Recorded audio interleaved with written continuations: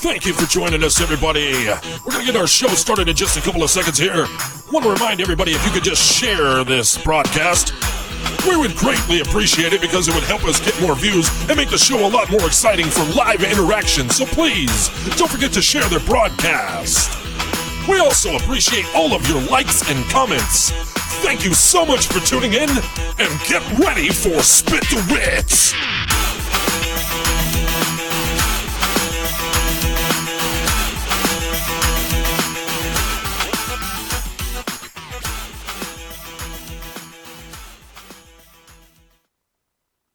Ladies and gentlemen, we welcome you to this show that was entirely produced and developed by the people sitting in front of you. Jessy Meadows and Frankie Almost. Brought to you in part by Rolling Hills Productions. Live from Las Vegas, Nevada, this is Spit The Wit. Jessy, if you would be so kind, would you please tell us what today's show's about? Well, we have a special guest today, and we're just going to talk about some more of, like just whatever, aliens and stuff like that. Maybe the flat earth. Got a couple questions about that. Interesting. And now, here is your host, Frankie Almost. Hello. Welcome to Spit The Wit, episode 9. What is today's date? Does anybody know? 28th. February 28th, 2017. And it is a Tuesday. We are happy to be able to keep you company here on this Tuesday afternoon or evening, however you look at it. Of course, I have my sidekick here, Jessy Meadows. Welcome, Jessy Meadows. How are you doing?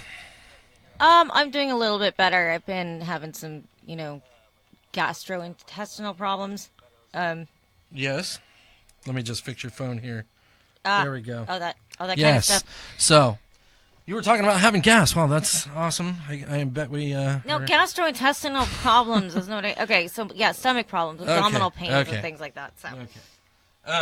Well, we have in the studio today a friend of mine named Eryk. Who are we going by today, Eryk? Eryk what? We're just going to go by my real name for now. My real name is Eryk Maldonado. I'm also known as Eryk Belmont as far as my author, my book writing. That's my pen name. And in music, my name is Eryk Pendragon. So I can't. I'm a little indecisive at the moment, but we're working on that. That's why I didn't say your name, because I didn't know what to use. Right. So we're going to call you Maldonado today. Okay. Right. There you go. Okay. We did want to talk to you a little bit about a few things, actually, but in the process of getting ready, as you know, we were running late and stuff like that. So I just finally got a good volume on your microphone. Okay, cool. Yeah, sound good to you? Sounds better, yeah. Yeah, okay, good. All right, everybody. So we're off and running, I believe. So anyway, Eryk Maldonado here. Recently, or I don't know if it's recently, but I recently discovered that you have a book for sale on Amazon.com. I do have a book for sale. Yes? It's a book that was designed pretty much from the sense of humor of all the times you'd hang out in a locker room with your friends, or you're getting drunk with your buddies, and maybe you've had too much, and you're just telling each other stories. That kind of humor. So it's definitely on the offensive side. It comes from the inspirations of the comedians I grew up with, which were Andrew Dice Clay, Sam Kinison, that kind of stuff. Okay. So what is the book actually about? Well, the book, I'd say, is science fiction. It's an action and it's comedy. It's about 3 alcoholics, and they all meet up just by chance in Thailand, and there is a natural disaster there, and it's an earthquake, and they have to try to escape it, and they do so by getting on a hot air balloon, and then they get stuck at sea, and they decide they're going to drink themselves to death, because otherwise, they'd get eaten by sharks, so they want to be dead before the time they land or something. Right. But the book goes on to, they go on an amazing adventure. And that's basically what it's about. Alcoholics on an amazing adventure. Okay. Well, let me ask you this question. Why did they decide they wanted to kill themselves? Well, because they're stuck at sea. They're on a hot air balloon, okay? Okay. And they happen to have alcohol with them. It's included in the story. And Okay. they said to themselves, well, we're probably going to die out here because there's no way to control a hot air balloon. Right. You're subject to the winds. And they didn't think they were going to live, so they're like, hey, before we run out of fuel, let's just drink ourselves to death. Interesting. And so that's just kind of like what they decided to do, but you'll have to read the book to see what ends up happening. Right. Okay. Something it could be interpreted as worse than death. What happens to them? But oh, jeez. Okay. Yeah. We actually have that book here, but it's out in the studio. Let me go grab that while you tell us a little bit more about the book, like what inspired you to write it, and then also what made you place it in Thailand and stuff like that. So if you guys could just banter, I accidentally, as I said, we were having trouble getting ready in time and stuff like that. That's okay. So time constraints. So I got to go grab the book from out in the studio. So go ahead and tell everybody what's. So what makes a writer want to write? For me, when I started off, I always had a creative personality. And, for me, I was in school, and what I wanted to do in school is I wanted to be a video game designer, okay? But what happened is I was kicked out of my computer graphics class by the teacher because I erased all of his files on accident. And so I go to the principal, and the principal's like, well, we're going to send you to drama class instead. Anyway, I got out of that. Anyway, and from there, I went on a different path. I didn't go right into writing. I got into writing music, which the creative arts are all very similar, Right. And so for me, it came from a point in my life where I was inspired by this movie. The movie was called Army of Darkness, and the lead actor, his name is Bruce Campbell. Bruce Campbell wrote a book, okay? And it was an autobiography. But I think after that book, it inspired me to. I said to myself, "Hey, have you ever?" I wanted to start writing screenplays, so I wrote some screenplays, and then I challenged myself. I said, "Well, could I write a book?" And I wrote my first one, and after that, it was just short stories. But after that, I wanted to write something else, and this is what came out of it. And it's called The Bottle Brothers, BROS . It's actually spelled both ways, I think, on the cover. But it really just comes out of. I was inspired by Lewis Carroll, who wrote Alice in Wonderland, and I was also inspired by Douglas Adams, who wrote The Hitchhiker's Guide to the Galaxy. And so, I'm not going to get into everything that inspired me, other than, obviously these guys are alcoholics, so I was doing a lot of drinking, and, I even used some marijuana at a time to kind of get my mind in a very, to get out of myself and to think on a very absurd level, because I appreciate absurdity. That's why I love Alice in Wonderland so much. That's why I love Hitchhiker's Guide to the Galaxy. I don't know if anybody's familiar with that, but it's I'm actually not. Are you familiar with that, Jess? Yes. The Hitchhiker's Guide to the Galaxy? Yes, I am. Yeah, okay. It's a great book. Yeah, so let me ask you this question, because I just showed the cover a little bit. Who did the cover? There's a tattoo shop in Las Vegas called American Horror Tattoo. Okay. And there was a guy who used to work there, and he just simply told me his name was Mike. And I needed an artist at the time, and I just, for some reason, I was talking to one of our mutual friends, Dale, at the bar, and he said, I have a guy that can draw something for you. So I went down there and negotiated a price, and I actually came up with the concept for the cover, but he drew the picture, and I was pretty happy with it, because it kind of has like a tattoo style to it, Yeah, no, it's really cool. There's a lot of detail to it, and like it actually takes you a few minutes to look it over and see like what all's happening. There's a lot going on in that cover. Yeah, it is very busy and nice. Yeah, that's very cool. So let me see here. We are right now trying to get this page out to more pages, and that's why everything seems a little off right now, and we apologize for that. Jess, you had a couple of things that you wanted to talk about today, did you not? Just like a couple questions that I had. Okay, is it for Eryk? Yeah. Okay, go ahead. I think you talked about this the other day a little bit, but the flat Earth theory, because I'm actually really close to believing it, but there's certain things Flat that Earth theory, yeah. I have a philosophy, and it goes much more beyond the flat Earth. I absolutely love discussing opposing opinions with people. I think sometimes when you sit down and you talk to people, sometimes their opinions are so strong, they're not willing to have a discussion with you. They want an argument. Absolutely. And I think everyone would do better if they just say to themselves, hey, there is nothing we can know for certain 100%. The universe is a great mystery. And it's when you're too certain of something that I think that you stop growing. You stop letting in new ideas. Now, I'm not saying believe things absolutely, but I choose to believe things in percentages. Like when it comes to the flat Earth theory, that's exactly what it is. It's a theory. Right. And I think everything's even supposed facts. You got to question facts because, we touched on this the last time I was on the show. Right. Everything that you think you know, you either learned from a person that you met, right, or school. You learned it in a book. You saw it on TV. Right. But for instance, very few people they've never even left the country. Right.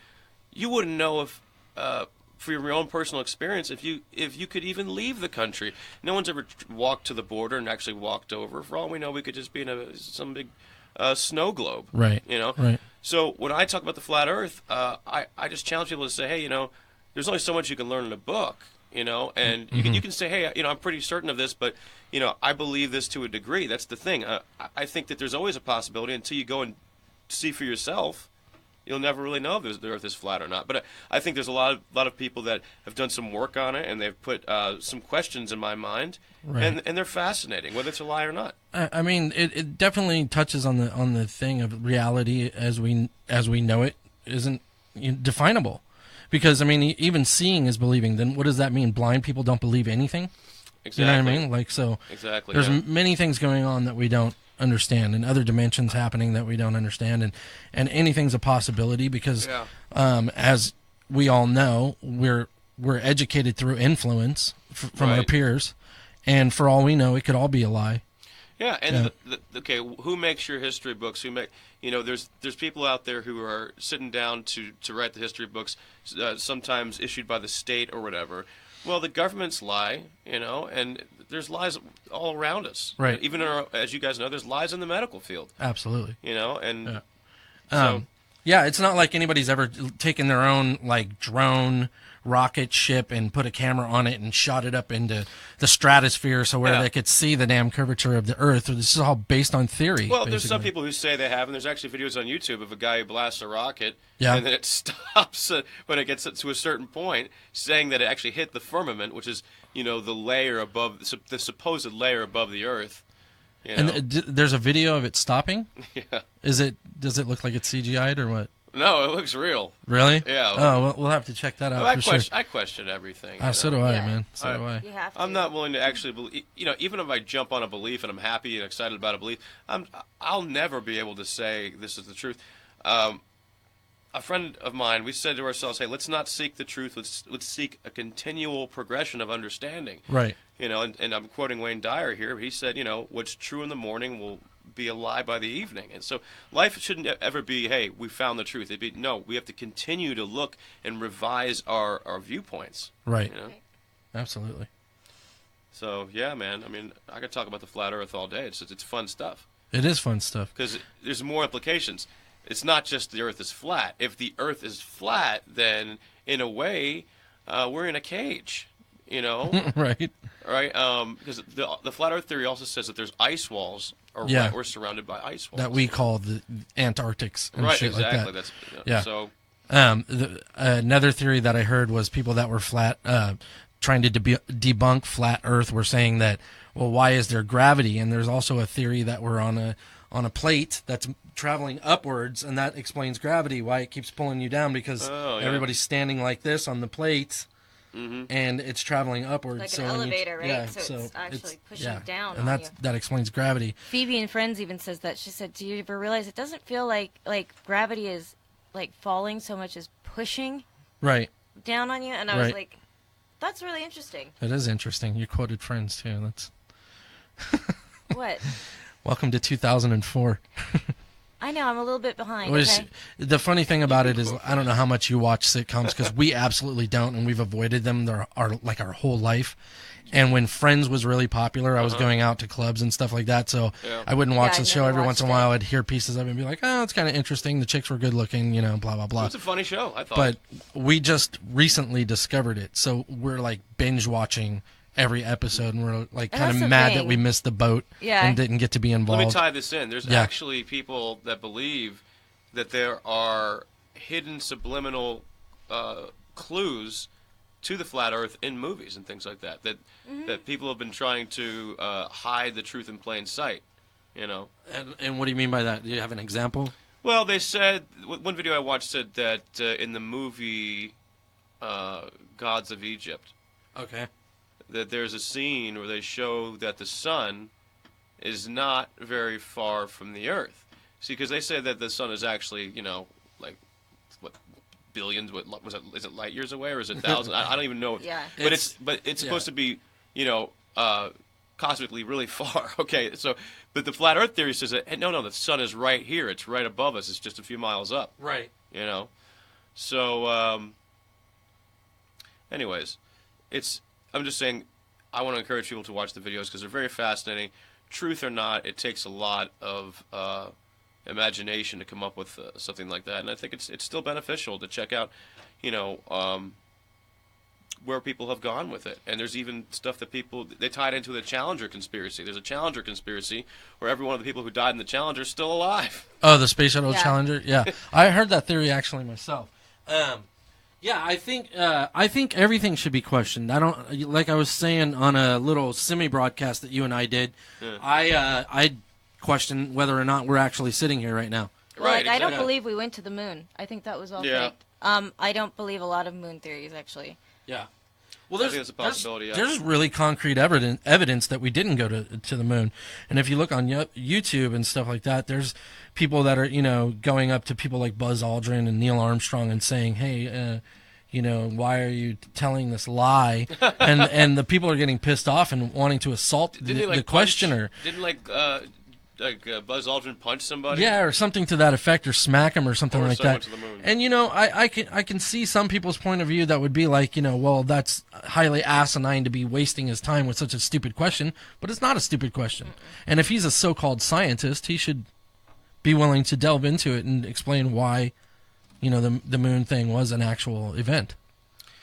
But also, it doesn't make sense that you'd have I don't know, maybe this is just off, but I'm thinking, don't you need somebody who's in charge of their emotions inside of a rocket ship? I would think so. It's like... I would think so. Maybe going to the moon drove him batshit, though.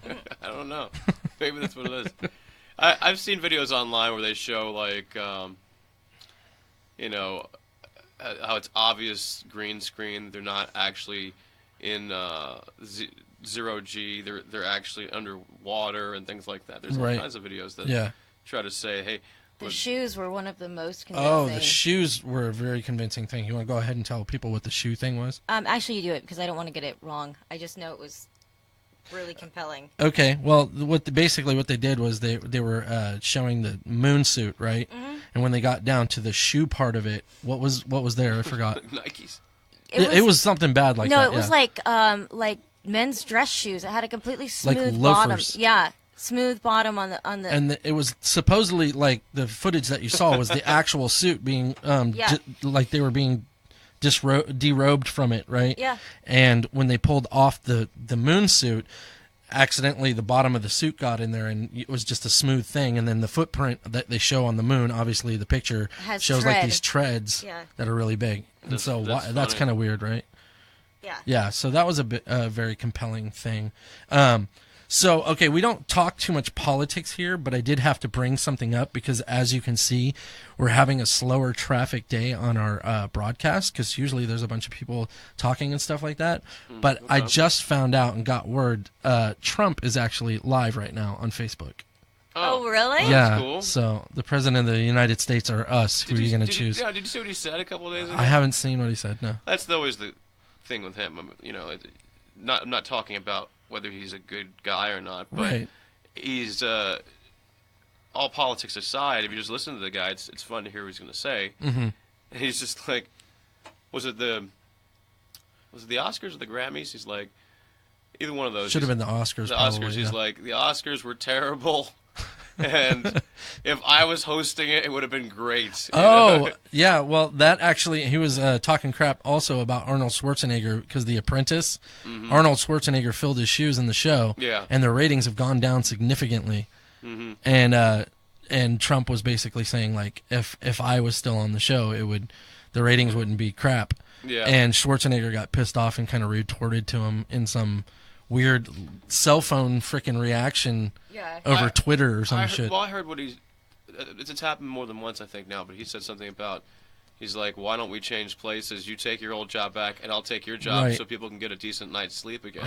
Right. And, you know, like I said, we don't want to get too much into our standpoint on political things because that goes into a completely different direction. It's its own rabbit hole. Plus, we don't want to welcome people that are like the PC bully type of people, you know. Yeah. I watched recently, however, a thing about Sweden, and I guess frickin' Trump said something about last night in Sweden, and everybody was protesting what happened last night in Sweden. Actually, Sweden's in a really bad way because of migrants and stuff like that. So Sweden has gone into really bad way, and supposedly now we have this media war where it's like, are we getting misinformation from this side or misinformation from this side? Which basically brings us full circle to the flat earth thing. You can't trust either side unless you go see for yourself, really. Right. No, I've thought about, one day getting my own drone and just seeing how far I could fly it. But also I've thought about this. What would be easier to do? Fly around the Earth or fly out of the Earth? Right. I think it's a less distance to fly out of the Earth. Because I looked it up online. I think it's 62 miles, and then you're out of the Earth's atmosphere. Yeah, it's not that much. Yeah, so you'd probably want to go up instead of around the Earth. Right, to test the theory. Through the Earth, rather. Right. Plus, there's certain things that you were saying that were backed up biblically or something to that effect that you can't go out of the Earth's atmosphere because of some reason. What were you saying? Yeah. Unfortunately, I don't have the Bible references. I could probably look it up, but yeah, the Bible does in many ways back up the flat Earth theory. And what's interesting is it's what everybody believed before they were told the Earth was round. The greatest minds of the time in the 1400s believed or the times of Galileo. Yeah, believed the Earth was flat. Why? And we always think it's because they were ignorant and they didn't have imaging and all this stuff. But what if they were right? And then, of course, getting into the Bible, there's people that don't believe the Bible, and I necessarily don't believe in it 100% here and there, and I believe, different religions and different pieces of everything because I'm freaking confused because of all the influence. Right. I have two things to add. Yes. Number one, about the Bible. There is a passage in the Bible, and I know the Bible pretty well, but not well enough to know where this is. I know it's in the Old Testament, and I believe it's like in Kings or Samuel or something, but there was a war, and God told one of the generals to command the sun to stop so they could have more time to fight in the light. Now, if the flat earth theory is true, it would agree with the Bible there because you can't tell the sun to stop on the spheric model because in that model, we are going around the sun. Right. So God would have told him, hey, tell the earth to stop moving. Right. So that's one thing. So that's where the Bible would support the flat earth. Another thing is there's actually a scripture that mentions the firmament, and the firmament is the shielding over the earth that keeps us in or whatever, the shell that, and supposedly, I watched one of the flat earth videos, it said that one of the founding fathers of NASA, on his gravestone, it actually has the scripture talking about the firmament. So this guy who's the head of NASA, why would he put that on his gravestone? Yeah, was he trying to tell us something? Right. And then it says, this was one of them, and I didn't remember it. It says that the devil took Jesus to a very high mountain and showed him all the kingdoms of the world in their glory. And if the earth was round, it would be impossible to see all the kingdoms of the world. There would be no vantage point where you right. could, Interesting. That's true. Yeah. So aside from Flat Earth, we've been talking about some other stuff. You have some other projects going on. I do, yeah. What's this Eryk Pendragon thing about? Well, since I was 18, I'm 37 now. I've just been working on music. I've been in different bands, mostly rock and roll. Mm-hmm. But as a musician, I can tell you, it's tough to work with other musicians because, like anything else, if you don't have money, people don't show up. Right. Unless they're really committed, and even your best friends can't be committed sometimes. So it's my solo project. I record a little bit with Rolling Hill Studios and on my own. And my music's out there, so you can go to YouTube and type in Eryk Pendragon. It's ERYK Pendragon. Or you can go to Facebook and type in Eryk Pendragon Music, and you can find one of my videos up there. And I'm also going to be putting out an actual album on iTunes very soon, so when we have that happening, I guess maybe I can come back on the show. Oh, absolutely. Have like a kind of a launch or something. How do you spell Pendragon? Pendragon, Pendragon. Okay. Is that like Uther Pendragon? Right, like Uther Pendragon from the Camelot story. Okay. I've just always liked anything to do with medieval stories and folklore and fairy tales. So, and plus I love England, so I've always wanted to go there. So I just thought the I wish I would have worn my Life of Brian shirt today. That's a good movie. Yeah, it is a good movie. Jesus is abducted by aliens. I completely concur with your statement about not being able to rely on people as far as bands and stuff go. And here's the catch-22 that happens most of our life, and this is why I think we have record companies and things like agents and things like that. Yeah. So whenever you're trying to do something on your own, it's hard to convince people of anything. As well as I do, it's hard to convince a girl to get into bed with you when you're drinking. That's true. It's all actually about money, right? And so getting into bed with people on a project is also equally hard, and it's because you have to be convinced. People have to be convinced, number one, that your idea is even good, right? And then secondly, they have to believe that they need to be involved in some sort of way, right? And so but it's a huge catch-22 because once you do something that becomes once it succeeds, then everybody wants to work with you. Then everybody wants to work with you. Then you can't turn them away. Exactly. But again, it's all money. Yeah. There are a few people out there you meet who are very loyal and faithful people, but usually it's the people that you've already established a long-term relationship with, right? That you can really rely on. But if you're just meeting people, trying to put something together, it can be kind of tough and everything. Yeah. So. Which is absolutely the case. I mean, even with Spit the Wit that you're on, if it wasn't for friends like you showing up and being on the show, because we wanted to, what we wanted to do at Spit the Wit mainly was inform people about things that were happening locally or globally, and we also wanted to let people who weren't known be able to be heard.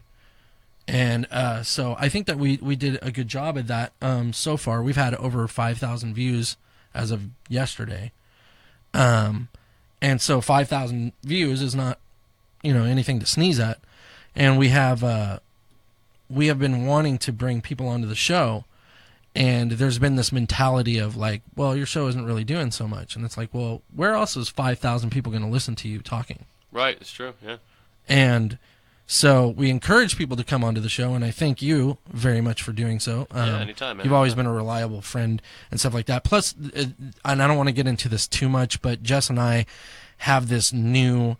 she's been teaching me this thing that she's been doing her whole life, and it seems to be working, and that is whenever there's negativity and sneaky underhandedness, rather than to confront it or put somebody in their place or whatever, we just basically...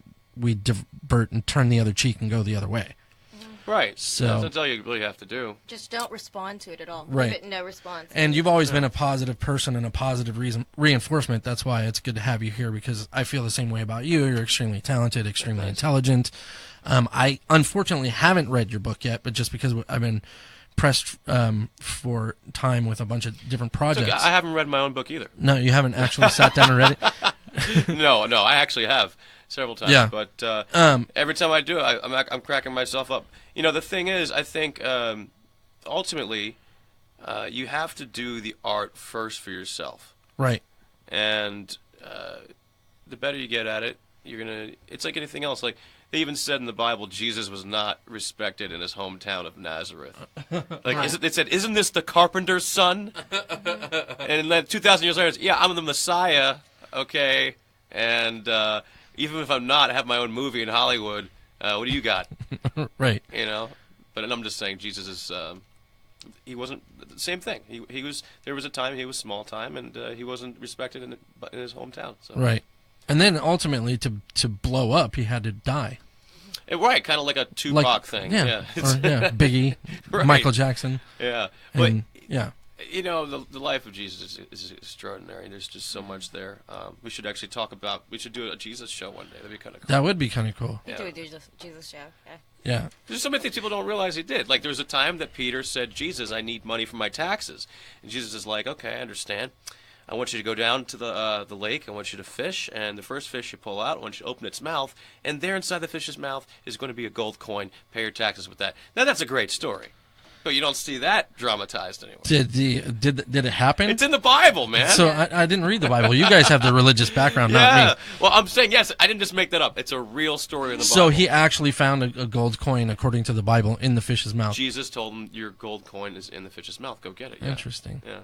There's a lot of funny things that they've never put in the movies that Jesus did and said. That they're just right. It's great stuff. Right.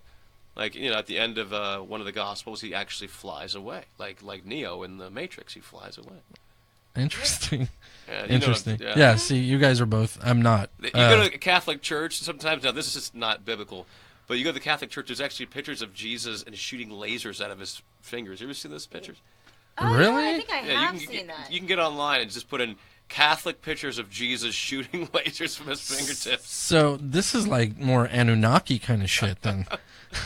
There's some interesting theories that I've had about all of this. I mean, I do consider myself to be a Christian, but with a much more open mind, like along the lines of The Secret. And because you believe stuff like the Anunnaki and shit. You gotta be open-minded, okay? Yeah. Because we just don't know. There's so much that we don't know. What I thought was cool is this, okay? Jesus, he didn't have to fly away. He could have just disappeared. Right. Into a puff of smoke or whatever, phased out of reality. But he flew up. I think that it may have been a tractor beam. And Interesting. So you're incorporating this. This is like watching the History Channel. It's all about aliens. I know we might be getting off topic or whatever. Let me just say this last. Also, I think that Jesus was a bit of an extraterrestrial. like this. I just found this. No, that's not the picture, but that's fascinating. No. So, in the Bible, the disciples say to Jesus, they say, We'll post it. They said, "Lord, can we call down fire from heaven to kill our enemies?" And Jesus says, "No, you can't do that, okay? Stop." And so, this is true. It's in there. Okay. Okay? And so, what I found interesting is that they didn't say, "Hey, Jesus, can you throw a fireball and kill these people?" They said, "Can you call down fire from heaven?" If you're calling down fire from heaven, it would kind of almost make you believe that maybe there's a ship up there that shoots lasers down, or a satellite that vaporizes and kills people from above. And maybe there have been stories of people hearing that before, because where do they get that idea from, fire from heaven? Right. So you have fire coming down from heaven, and then Jesus flies to heaven instead of just vanishing.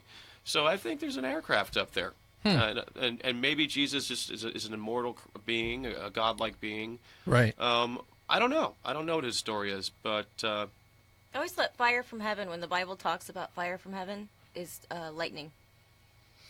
that's it. Could be. It could be too. Yeah. But calling down fire from heaven. That's, right. Yeah. So, but yeah. Because we have, in Greek mythology, Zeus could summon lightning bolts. Yeah. That was his power. So. God of Thunder. Yep. It's Thor. Well, actually, the Bible says that in see- Genesis that. I'm sorry. Go ahead. Oh, I'm sorry, Eryk. I was going to say, you see these really distinct parallels throughout different types of mythology, right along with the Bible. Well, yeah, Zeitgeist showed that. There's I never parallels saw with it. everything, like, the whole. Well, there's like also kind of like a counter argument for that, but I'm not going to bring that up right now. I was going to talk about Genesis 6. In Genesis 6, there is a scripture that says there was a time where the fallen angels Okay, they had sex with human women, and they created a superhuman hybrid known as the Nephilim. And they were giant men, about 14 feet tall or so. And it says in the Genesis 6, these men became the men of the super men of renown in those days. So I think a lot of those legends may have come from maybe these hybrid, beings that were almost like alien DNA and human DNA, and they were super. And I think like Zeus and all the gods and all that, maybe they really existed. And then you have all these stories of demigods. Right? Where do you think they went, though? Well, there's actually a story that you can look up. There's a researcher named L.A. Marzulli, and there's also some other researchers, but the one I know for a name for a fact, Google L.A. Marzulli, Nephilim found in Afghanistan. Oh. And so there's a story supposedly backed up. They have interviews, but they block out their faces of two American soldiers that went looking for some missing American soldiers, and they walked past a cave, and a giant man came out and tried to kill them all, and they had to shoot him down, and they flew him out. They killed this giant. Okay. And they, put him in Area 51 or something. I don't know. But this is a real story you can look up online, and it supposedly happened. Like I said, check out L.A. Marzulli. Wow.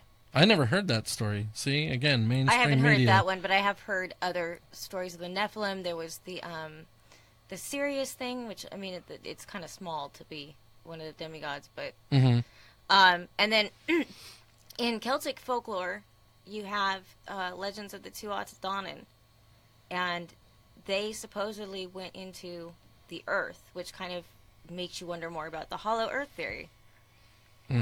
And they went into caves, and there's just waiting until the end times to come out of the earth. Yeah, they can't just, if you think about it, if there's a race of giants, and let's just say there's 30 giants left on the earth, they know better than to go out, because they would get a nuke to their head. Right. You know? And they don't want to die, so they probably hunt at night. And there's been, even Native Americans in the United States have stories of when they had to kill giants themselves. And a lot of people think that they're buried. Their bones are still buried. And the government or whatever has been hiding these bones. They say there was huge bones at the Smithsonian one time, and they got rid of them. They got rid of them. They hid them because it didn't fulfill. It didn't line up with the model of evolution. Right. Yep. Then again, once again, the influence of education to man, that's why you can't believe anything. We don't know what the hell is real. How much of it, this esoteric knowledge are they not telling us? Right. That it's just there's so much. Yeah, there's definitely evidence and things that they know that they're not. Look at Nikola Tesla. The guy lived. You know what? Now I'm trying to think. I don't know. It's over 100 years ago now. But what I'm saying is Nikola Tesla, was doing some the groundbreaking work with electricity. He's never mentioned in history books. Okay? Right. He's a guy we can verify lived. Right. We can verify. Yeah. And then he's not in the history books. So what else are they not telling They us? turn them into backyard scientists and turn them into kooks and shit like Hutchinson. Auguste Piccard. Have you heard of Auguste Piccard? I have not heard of Auguste Piccard, no. The name Piccard is familiar to people out there probably because of Captain Picard from Star Trek, but he was named after Auguste Piccard. He was, I think he was a Swiss or German scientist, and he's the person who he went further than anyone else into the atmosphere before the time of rocket ships in a hot air balloon. Okay, I am aware of that, yeah.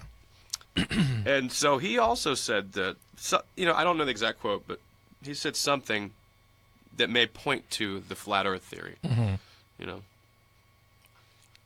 No, you're good. You're good.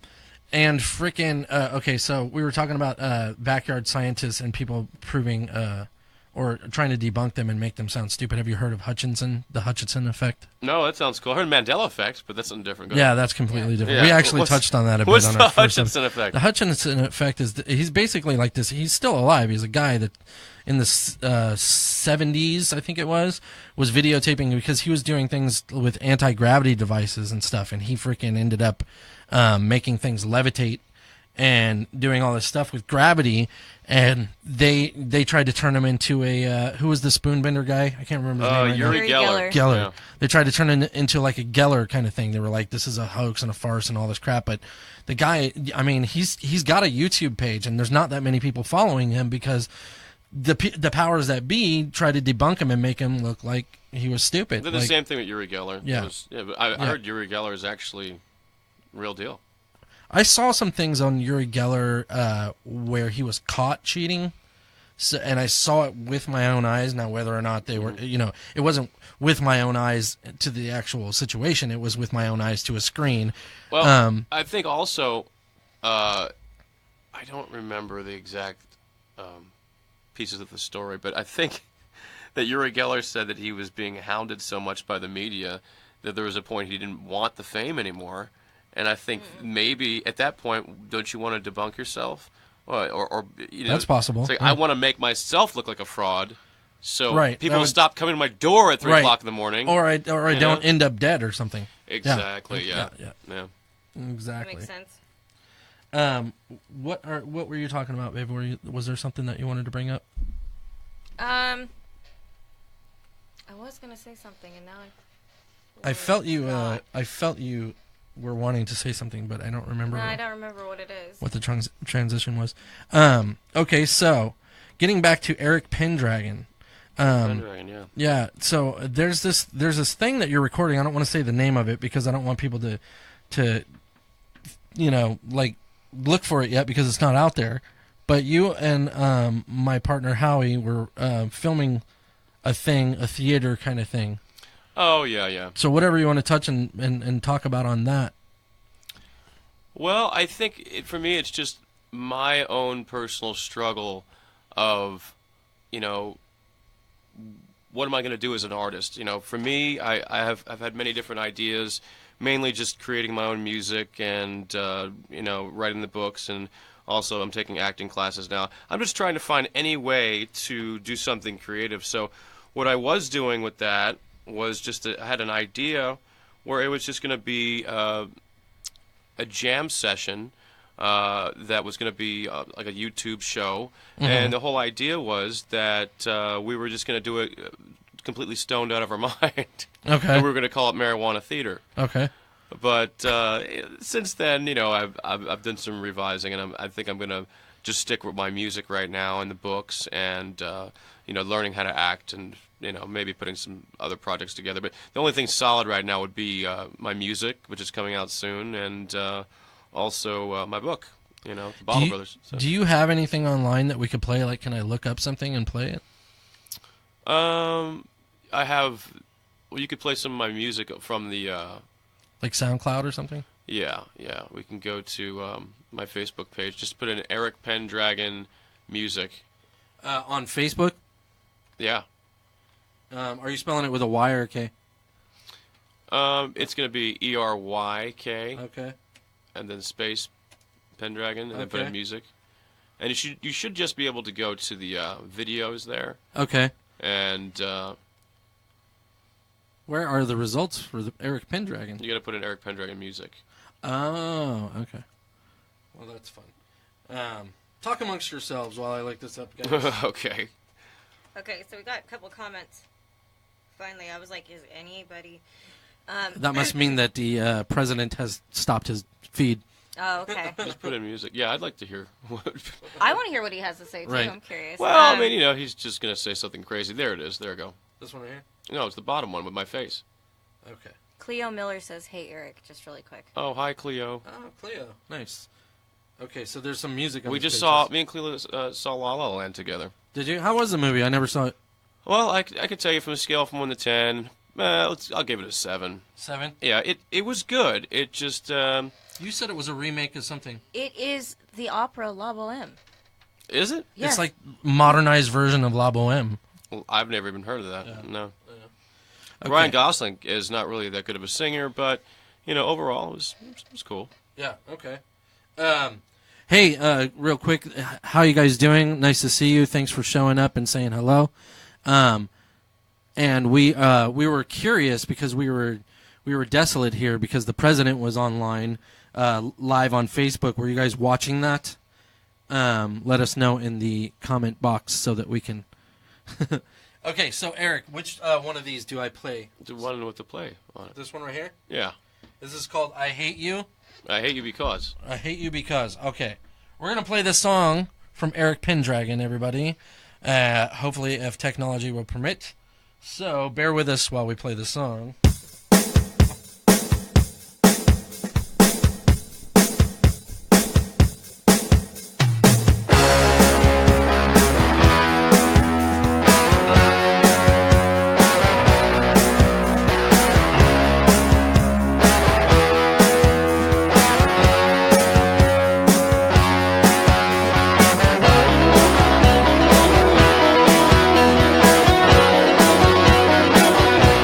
Thank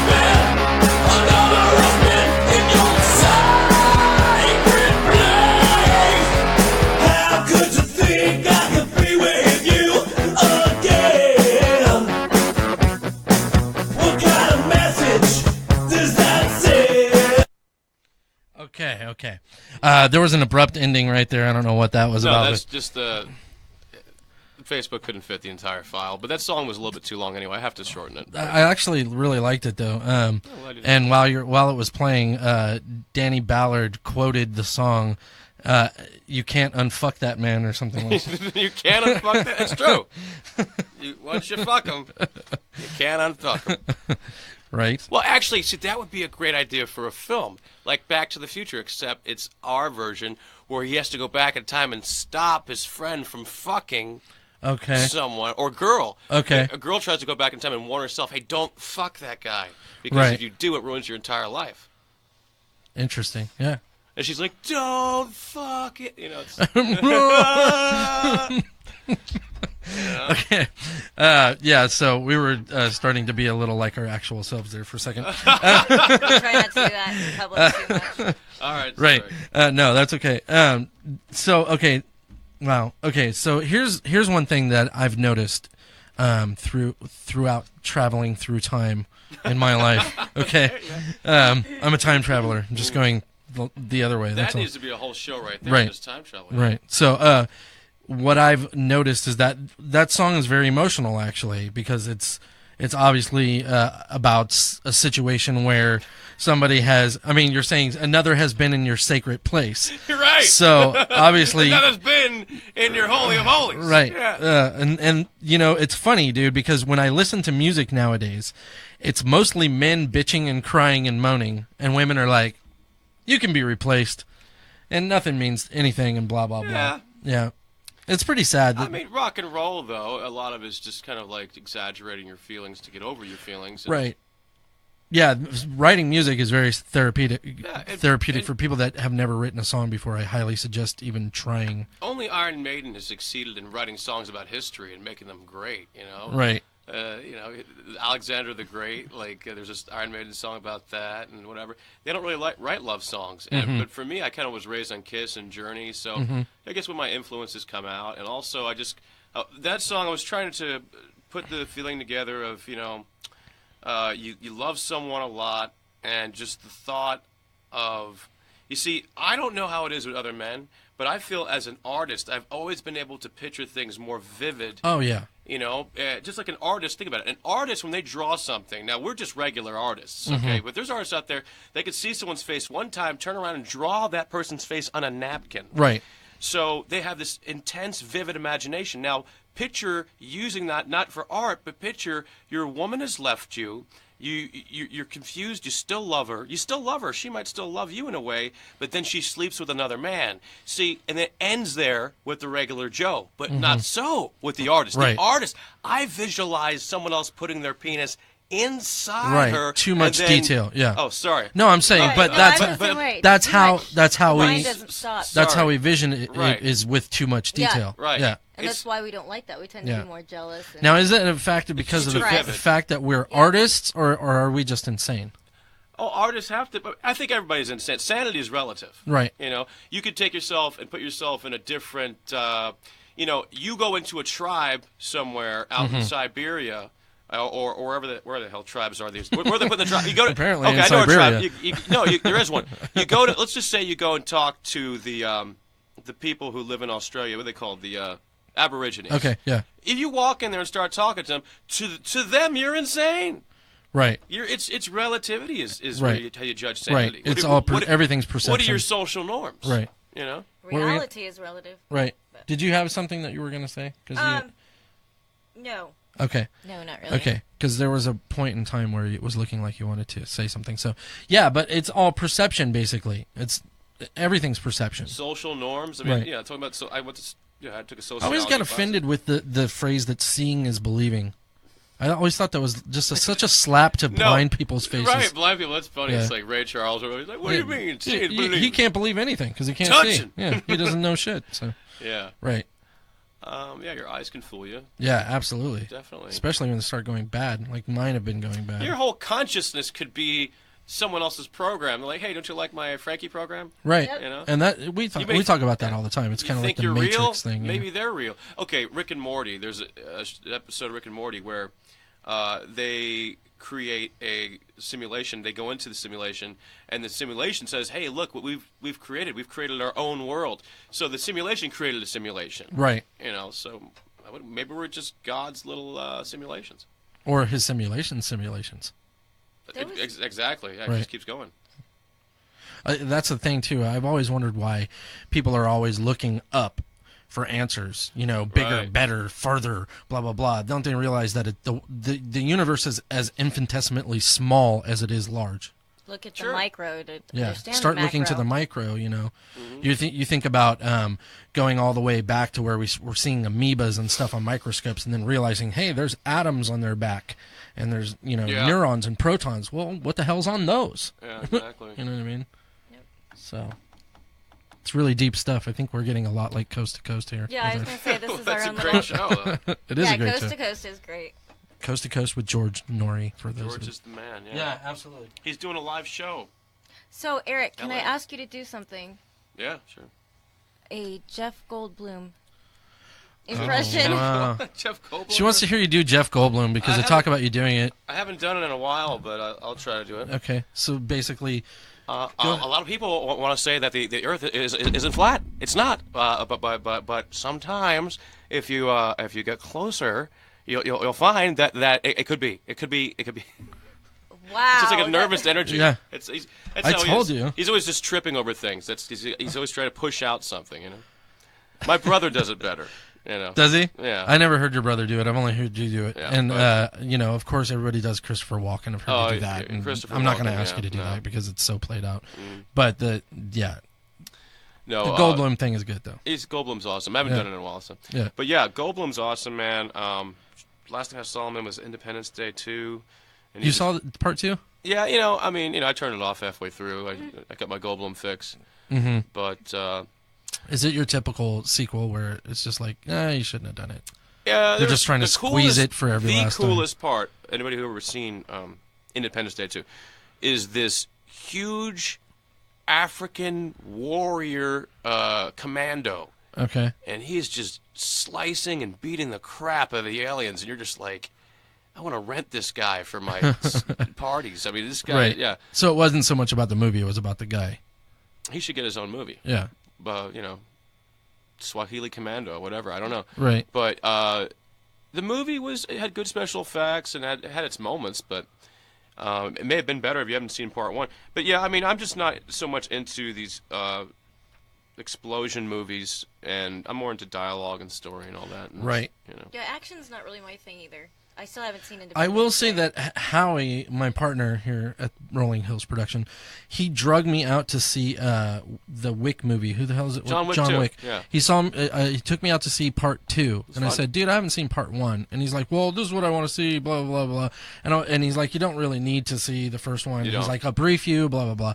And I watched it, and that's like a shoot 'em up movie, definitely. And I thoroughly enjoyed it. And I'm not an action person at all. Like, No, I'm I not feel into you. the whole. I'm the type of person when somebody gets killed in a movie, I'm like, I like, again with the whole sex thing, I overthink it. I start thinking, well, that guy was somebody's family member, blah blah blah. Kind of like in Clerks when he's talking about the Death Star and how all the construction workers Yeah. that were on the Death Star didn't really deserve to die and stuff like that. That's the kind of person that I am. So I don't Casualties like watching of war. right. I don't like watching negative stuff. But that movie was good, John Wick, and I can't believe that Keanu Reeves is 52 years old. No, I didn't know that, but I think he's traded in his ability to act. He's never been able to act well. No, he was always a now, horrible actor. Right, now he's even worse actor now. But the thing is, he's a fantastic action star now because Yeah. he really does train. Yeah, he really to did. There's they call it instead of kung fu, they're calling it gun fu. I've heard the term. right. but- Bruce Lee started something called gung fu, which is not Gun, it's Gung, gung fu, and that was his own style of basically being like water in fighting. Gung fu is like mixed everything. Yeah. And this gun fu that you're talking about, for those that have never seen a John Wick film, are basically like you're punching with the guns themselves. Exactly. Gun fu. Yeah. Yeah. It's a new kind of action. I think there's a lot of great action sequences out there these days. In Daredevil on Netflix, some of the best action sequences I've ever seen. So, Yeah. yeah. Have you seen Stranger Things? Yeah, absolutely. It's so Yeah. good. Did you? And you liked Stranger Things? Loved it. I think that people have compared it to the three movies, Stand By Me, E.T., and Goonies, and it's got all the feel of those old school 80s movies Right. at the beginning.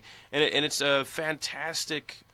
there's not a dull moment. You're just compelled the whole time. Yeah. And you get so attached to these kids because these kids remind you of you. They remind you of you being young and exactly how you thought. And you were always hoping... When you saw the Goonies, when you saw E.T., you were always hoping it would happen to you. And I think when you're watching Stranger Things, you really just want to be a part of it. And you want to be a kid again, and you're just so caught up in it. It's fantastic. Right. Yeah. I like the idea of being trapped in a different dimension. That's parallel with That's this parallel Right. with this one. Yeah. That's I just read a book Mm-hmm. by Paul, and I think it was Paul Eno and his son. And the name of the book is called Behind the Paranormal. And so they're trying to introduce a paradigm of the multiverse viewpoint. okay. So multiverse viewpoint basically says that there are many universes, but it's kind of like they're like bubbles in a soda. Some of the bubbles are overlapping, and when you go to somewhere in our plane of existence that's overlapping with another plane of existence, that's when you have a supernatural event. And so Stranger Things ties on that, or touches on that. Like, Yeah. there's a dimension that's very much like ours, but it's the upside down, where other things are a little different over there, and other things can exist. You know, Yeah. it's just so fascinating. And Indiana Jones, even though it was a bad movie, number 4, it touched on that. It was saying, hey, these aliens are not from outer space; they're from a different dimension. Right. And I was saying that back in the 90s, by the way. Like, when I was a kid. Yeah. I was saying, like, I don't think they're actually from outer space. I don't think they're bound by the limitations that we have. right. And she always gets pissed off whenever there's alien things on YouTube or some breaking footage of an alien, and it's always something that's sitting there. What the hell is that? Oh, your phone. And they're sitting there. Are you going to take a call live No, on I'm the air? not taking a call. No? I just want to see if it's a girl. And I don't know the number, actually. Okay. You're getting crank called while you're on Spit the Wit. That's what's happening. Like, hello, Sydney. No. The little 90s. Right. No, but I'm saying, like, in another dimension, I didn't get that call. That's true. It's just this. It's just here. You're getting a call from a different dimension. You know. I believe that. There was a movie that her and I watched called, what the hell was it called? Frequency. Oh, Which that's have time. you seen that? I That's loved so it. great, dude. Yeah, that's So for those of you Jim Caviezel and Dennis Quaid. Yeah, for those of you Great that movie. don't know, it's a story. It's an older story, and it's about a guy that it pulls out an old ham radio, a shortwave radio, and ends up not only does he get the thing working, that is old broken thing, he gets it to where he connects with his deceased father back in the 60s or whatever, and starts having conversations with him through time. Yeah. It's Yeah. fantastic. It's such a great movie. It's dude. fantastic. Yeah. So yeah, not dimensions, but time, like the frequency going through time, and that's another thing. People are always like, well, they don't understand how much that the human eye can't see. We can't see cell phone signals, but they're in the air all the time, and it's loads of information. Right. And when we die, maybe that's what we turn into. We turn into just signals. I think that's probably an accurate depiction. Yes. Did you have something? Oh, you look like you were going to say something. Unfortunately, we're run out. We have run out of time.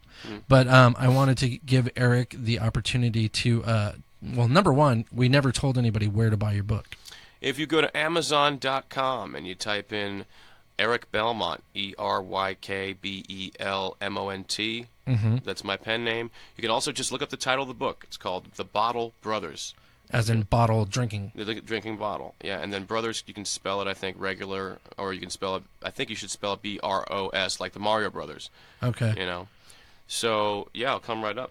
Yeah. And then the Eryk Pendragon music stuff, you have a page that's a Facebook page. We're going to post all this stuff in the comment cool. boxes too. Sounds good, yeah. And then there's also, you have a SoundCloud. Is that true? No, I had a Reverb Nation, but Okay. I checked it recently. I don't know if it's still there. Okay. It didn't come.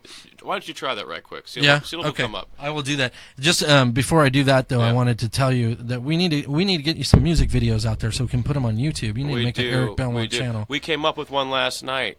This did you? great idea for a music video. Okay. I have this new song I'm working on called Xanax and Wine. Okay. And in the music video, I want to get a bunch of girls with, that are attractive, making wine with their feet. Like, we're like in a winery. And Does one of them eventually fall over and go? No, we can you do never that. saw the grape lady. I'm Okay. saying there's a lot of guys out there like girls' feet, and you have these feet making the wine. Right. It could be like a sexy, hey, I'm making some wine foot video, and all the foot freaks will show up to the site, and then Nice. it'll be a fun, I like your method of thinking. We can make sir. it rain wine. Well, it's kind of like Purple Rain without Purple Rain. Right. We don't mention that. Purple wine. All right. So Eryk, what am I looking up here on this internet thing? Just look up. It used to have a Reverb Nation, so reverbnation.com/Eryk Pendragon. I know the site's still there, but I wasn't able to load up the songs. They may have taken it off because I was paying them for a while, and then I think that. Let's see. Let's see What if it comes still up? comes up. Let's see No, if you're there. See if the songs are there. Okay, the songs are there. Okay, And the good. songs are there. 'Cause it's a glitch. So we'll post that in there All right, too. so reverbnation.com/ERYKPENDRAGON. Danny Ballard was nice enough to post your Bottle Brothers book in the room, so we appreciate that, Danny. Thank you, Danny Ballard. And I'm sure, Danny, with your SEO capabilities, you can put this show out there because we were unfortunate. We didn't know that the President of the United States would be live on Facebook Live tonight. So we started our broadcast like right around the time that he started his. Yeah. So anyway, I wanted to thank Eryk for coming out. Like I said, none of us are going to be successful without the other because it takes the help of good people to get places. Definitely. And, rather than to sit back and hate on your friends because you don't agree with their ideas or whatever, it would be best if people would be influential and help and things to that nation or notion. Right. Nation. The nation of notions. There you go. Thank you. Notion Nation. I sometimes know how to speak English sometimes. So anyway, what's that? Born in Korea. Yes, born in Korea. That's true. And my first words were English, but it was just like I want food or whatever. Well, thank you for having me. Yeah. Thank you I for appreciate being it. here, Yes, sir. thank you, Eryk. And we enjoyed your song, dude. We're definitely gonna start. Do we have your permission to play any of your songs on our show if we want?